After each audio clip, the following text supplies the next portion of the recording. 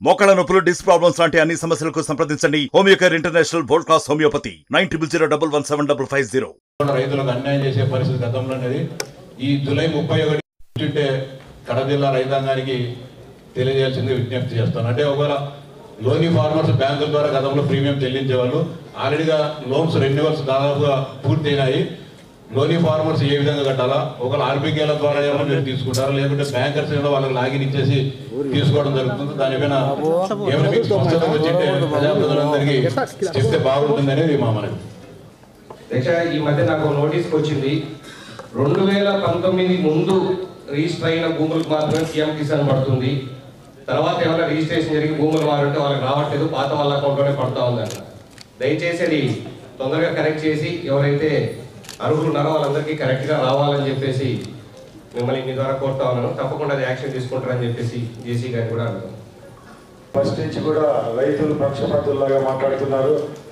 అది చాలా ఆశ్చర్యకర విషయం. ఎందుకంటే మన ప్రాంతంలో ప్రతి ఒక్కరూ ఇక్కడ ఉండే సభ్యులు కూడా రైతులమే కాబట్టి మా ప్రభుత్వం చిత్తశుద్ధిగా రైతుల పక్షపాతని మరొకసారి తెలియజేసుకుంటూ, ఏదైతే పిఎం కిసాన్ సబ్సిడీల గురించి మన సభ్యులు అడుగుతున్నారో మేము ఒకటే చెప్తున్నాం, 20,000 రూపాయలు ఇస్తామని చెప్పడం 100% కరెక్ట్. మా గవర్నమెంట్ మేనిఫెస్టోలో లేకపోయినా ముందు ప్రభుత్వం ఎన్నికల ప్రచారంలో కూడా మేము చెప్తా వచ్చాము.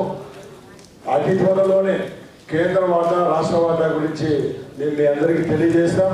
ఒకటైతే చెప్తున్నాం, వర్షాభావం లేకుండా లాస్ట్ టైం కరువులో ఉన్న రైతులందరినీ ఆదుకునేదానికి, అలాగే ముందు 5 సంవత్సరాలు ఏవైతే రైతు భరోసా కేంద్రాలని గత ప్రభుత్వాలు పెట్టారో ఆ కేంద్రాల ద్వారా ఎంత మటుకు విత్తనాలు అయితేనేమి, ఎరువులు అయితేనేమి రైతులకు అందాయో లేదో కూడా మేము సమీక్ష చేసుకుంటున్నాం.